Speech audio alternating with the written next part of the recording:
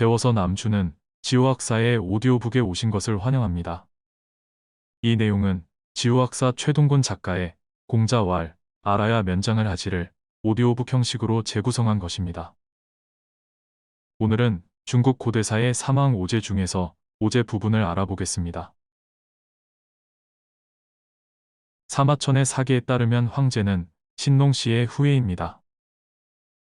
여기서 한 가지 주의할 점은 황제의 황자는 누를 황으로 천자를 뜻하는 임금 황자가 아닙니다. 아무튼 당시 중국의 중원에는 희씨 성인 황제가 이끄는 불학과 강씨 성인 염제가 이끄는 불학이 있었는데 호북 일대를 호령하던 강대한 동이족의 일파인 구려족 치우 불학이 중원으로 이동하려고 하자 서로 충돌을 피할 수가 없었습니다.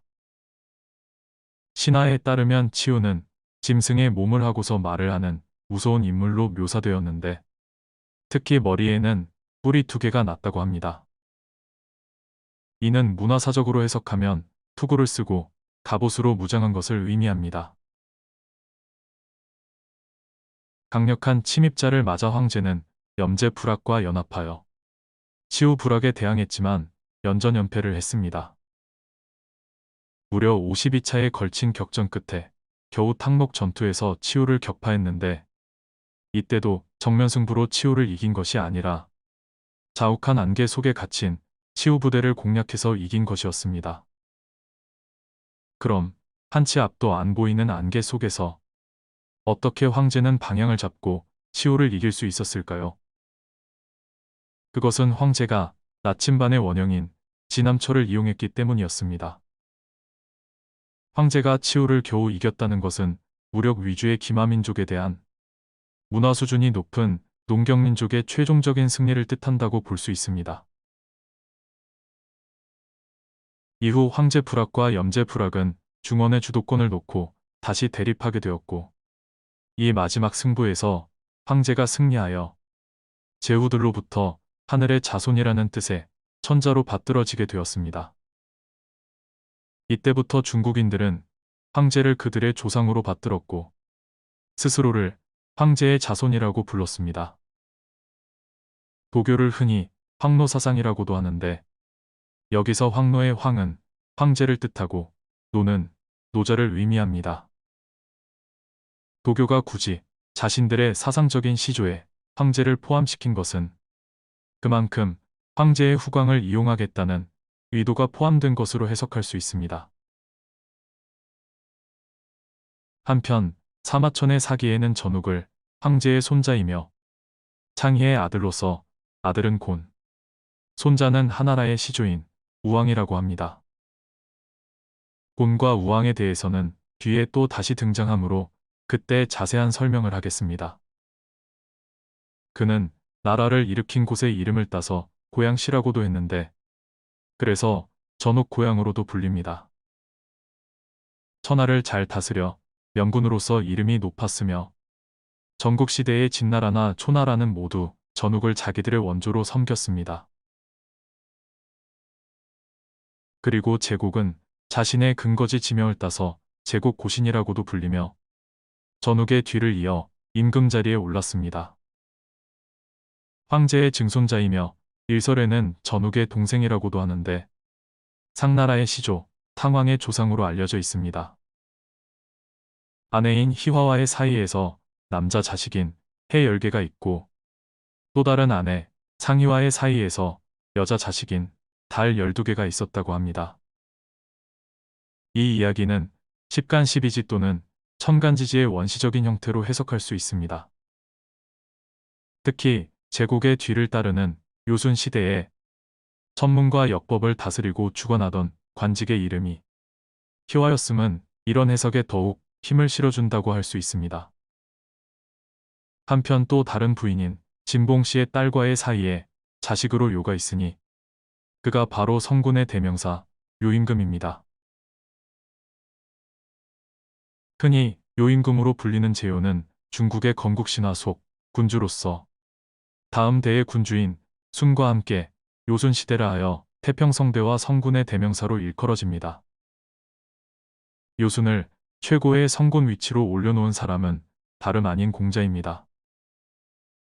요는 제곡의 아들로서 이름은 방운이고 당요 또는 제요 도당으로도 불리는데, 이는 요가 처음에 도라는 지역에 살다가 당이라는 지역으로 옮겨 살면서 그 지방을 다스렸기 때문에 붙여진 이름입니다. 사마천의 사기 등 여러 역사서에 따르면 요는 20살의 왕위에 올라 덕으로 나라를 다스렸는데, 온 나라의 가족들이 화합하고 문무백관의 직분이 공명정대하여 모든 제후국들이 화목하였다고 합니다. 특히 희씨와 화씨 일족에게 계절의 구분에 따라 농사의 적기를 알아내어 백성들에게 가르쳐 주도록 하였으며 1년을 366일로 정하고 백관들을 정비하였습니다. 따라서 백성들에게 시간을 알려준 것이 요임금이며, 세종대왕은 서경에 바로 그 대목에서 옥루기륜이라는 천문 물시계가 있던 전각인 경복궁 흥경각의 이름을 뽑아냈습니다. 또한 자신이 독단적인 정치를 할 것을 염려해서 궁전 입구에 감히 간언드리는 북이라는 뜻의 담강고를 달아 스스로를 경계하도록 하였습니다. 그러나 요의 만년에는 황하가 범람하여 큰 홍수가 자주 났으며, 요는 이를 다스리기 위하여 신하 곤을 시켜 9년 동안 치수공사를 하게 했지만 결국 실패하였습니다. 곤은 이 과정에서 벌을 받아 죽임을 당했습니다. 나중에 이 치수공사를 성공시킨 것은 곤의 아들이자 중국 최초로 하라고 하는 왕조를 개창한 우임금입니다. 요가 왕위에 오른 지 70년 가까이 지난 후 요는 자신의 아들에게 임금 자리를 넘겨주지 않고 신하들에게 덕망 있고 훌륭한 후계자를 찾아 추천할 것을 명하였습니다. 이에 신하들은 전욱의 후손이자 효성이 지극한 순을 추천하였습니다. 이에 요는 순에게 두 딸을 시집 보내고 여러 가지 일을 맡겨 순의 사람됨과 능력을 시험하였으며, 3년 후 순을 등용하여 천하의 일을 맡겼습니다. 그런데 요가 후계자를 찾는 과정에서 냇물에 귀를 씻은 허유의 유명한 고사가 생겨났습니다. 신하들이 순을 추천하기 직전에 요가 다스리던 나라에는 소고와 허유라는 두 사람이 살고 있었는데, 당대에 어질고 고결하기로 이름이 높은 사람이었습니다. 게다가 이 두 사람은 가장 친한 친구였습니다. 요임금은 자신의 덕이 그들만 못하다고 판단하여 그중 하나인 허유에게 자기 대신 천자가 되어 주기를 청했습니다. 그러나 허유는 이를 거절하고 돌아가 소보에게 그 이야기를 전하니, 소보는 허유에게 쓸데없이 돌아다니기 때문에 그런 말을 들었다면서 꾸짖으며 허유를 내쫓아 버렸습니다. 소보에게 쫓겨나온 허유는 몹시 슬퍼하면서 영수, 나는 물가에 와서 귀와 눈을 씻었습니다. 공연한 말을 듣고 좋은 친구와 의를 끊었다라고 생각한 허유는 깊은 기산 속으로 들어가 다시는 세상에 나오지 않았다고 합니다. 이때 변중부라는 사람이 소를 몰고 나와 영수 물가에서 소에게 물을 먹이다가 허유가 그 물에 귀를 씻었단 말을 듣고는 이 더러운 물을 나의 소에게 먹일 수 없다라면서 물을 먹이지 않고 소를 끌고 돌아갔다는 고사가 있습니다. 이로부터 기산 영수는 속세 사람의 발길이 닿지 않는 별천지를 가리키는 말이 되었습니다. 오늘은 여기까지입니다. 지금까지 배워서 남주는 지우학사였습니다.